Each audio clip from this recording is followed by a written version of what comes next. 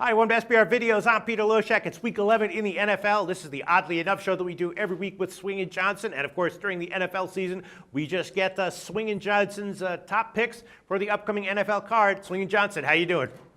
Loshak, nice to be back, and once again on the heels of another winning week. No way, really? Absolutely, baby. We went 2-1 ATS in week 10.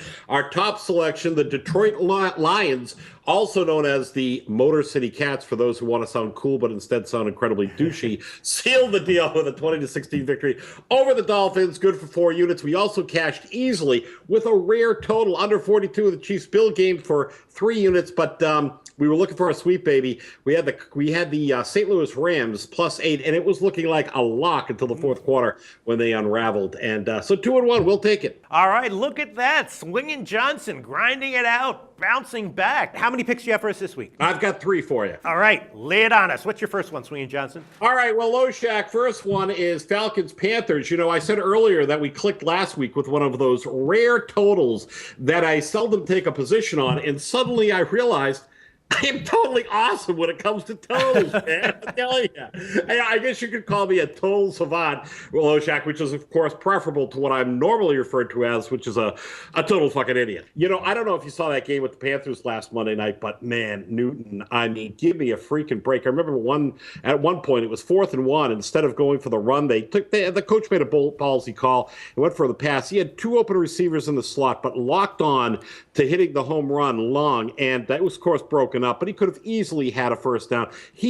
I just don't think he's got the mental alacrity to be a top flight quarterback. I think that's becoming clear because he's not running anymore. He's just trying to be a pocket passer. But you know what? None of that means anything because I'm playing the total here, and I will tell you that I think there's going to be an awful lot of crooked numbers between these two teams. If you look at both teams are 1 and 2 with the most points allowed in the NFC. They just can't stop anyone.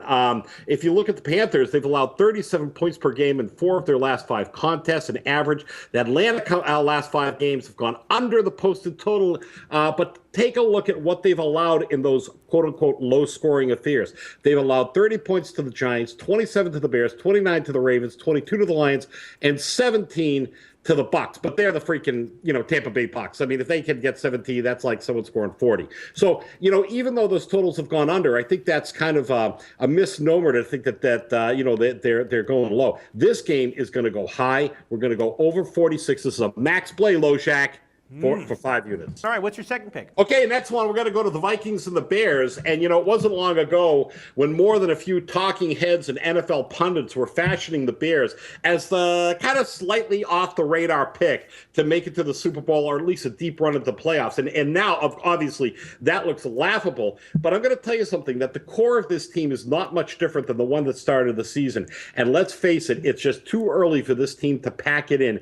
They're facing a divisional rival in the Vikings. And, I love the fact that the public is going to be fading the Bears because everybody's laughing at them. And, the public feels sharp when they can take an underdog. So they're going to love that. They're going to eat that up. But you know what? The Vikings are 1-6 ATS in road games where the total is 45.5 to 49 as it is here because they just don't put up a lot of points. I think Cutler's going to take this thing. They got to take it to town here.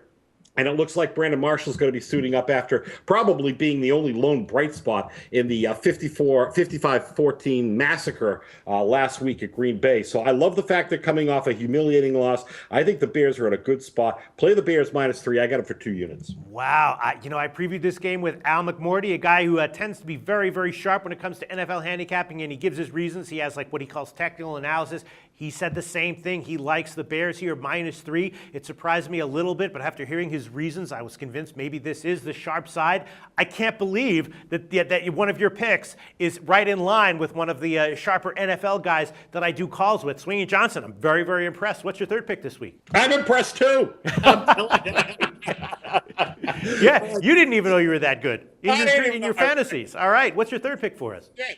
All right, well, here we go. Raiders and the Chargers, okay? Now, maintaining perspective is essential, Loshak. If you want to make money in your NFL picks, teams are never as good or as bad as they appear on their best and worst days. I mean, it's kind of like kind of like hot women, okay? This is something you can relate to. Yes. Spears, for example, okay? You remember when she came out, she was absolutely smoking, but nobody could really, no older guys could say anything because she was like 16 years old, so you couldn't admit it. You just kind of look at her. But you know what? Then when she got rich, she got famous, she kind of fell off the rails, shaved her head, packed on a few pounds, and suddenly, it's kind of like a sideshow freak. But now she shed the pounds, gotten back in shape, grown out her hair, and once again, okay, feast your eyes and fantasize on Miss Britney. Well, I'll tell you what, San Diego Chargers are kind of the Britney Spears of the NFL. First half of the season, they were the hot Britney, okay? But now they're kind of viewed as the nerdy girl with a bad case acne. But I'm going to tell you something, okay?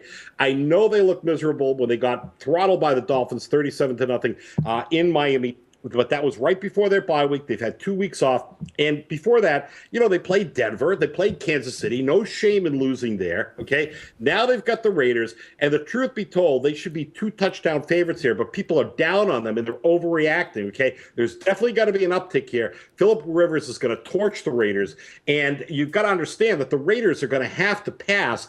They can't run the ball a lick this season. So they're going to have to pass against the Chargers. And basically what I'm saying is, the Chargers may not be Jessica Alba, okay, but they're definitely not the ugly chick from the middle either, okay? San Diego's got a golden opportunity to prove that with the right lighting and makeup, they're perfectly bettable.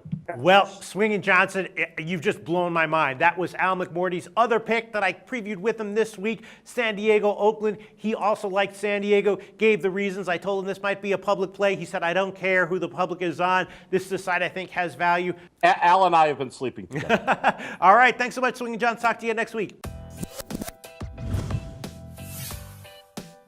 The SBR Network offers free sports picks and game breakdowns. Big money free betting contests year-round. A real-time Vegas-style odds monitoring service, and much more. So come see for yourself. To stay updated on SBR news and promotions, follow us on Twitter, Facebook, and Google+, and do be sure to subscribe to the Sportsbook Review YouTube channel to catch all our daily sports shows.